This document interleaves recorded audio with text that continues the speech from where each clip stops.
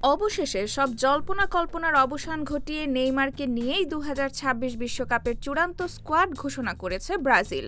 বিশ্বকাপে নেইমার থাকবেন কি থাকবেন না, গত কয়েক মাস ধরে ফুটবল দুনিয়ায় অলিগলিতে এর চেয়ে বড় কোনো সাসপেন্স সম্ভবত ছিল না। চোট, অস্ত্রোপচার, ফিটনেস ফিরে পাওয়ার লড়াই আর মাঠের বাইরের হাজারো গুঞ্জন পেরিয়ে অবশেষে জবনিকা নামল সেই নাটকের।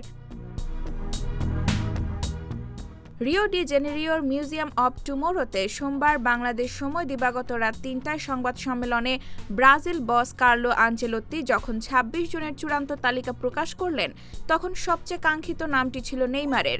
ঘোষিত এই দলের সবচেয়ে বড় চমক হিসেবে দীর্ঘ প্রায় ২.৫ বছর পর নেইমার জুনিয়রের প্রত্যাবর্তন। তবে দল থেকে বাদ পড়েছেন তারকা ফরোয়ার্ডার রদ্রিগো। আগামী ১১ জুন থেকে ১৯ জুলাই পর্যন্ত যুক্তরাষ্ট্র, কানাডা ও মেক্সিকোর যৌথ আয়োজনে বসবে ২০২৬ বিশ্বকাপের আসর। টুর্নামেন্টে সি গ্রুপে থাকা ব্রাজিল তাদের অভিযান শুরু করবে আগামী ১৩ জুন মেট লাইফ স্টেডিয়ামে মরক্কোর বিপক্ষে ম্যাচ দিয়ে। সেলেসাওদের গোল পোস্ট সামলাবেন অভিজ্ঞ আলিসন বেকার, এডারসন এবং ওয়েভারটন।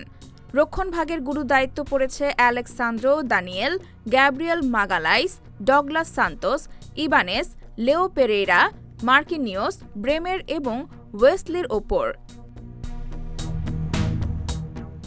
মাঠের সৃজনশীলতার দায়িত্ব দেওয়া হয়েছে ব্রুনো গিমারেস, অভিজ্ঞ কাসেমিরো, দানিলো, ফাবিনিও, লুকাস পাকেতাকে।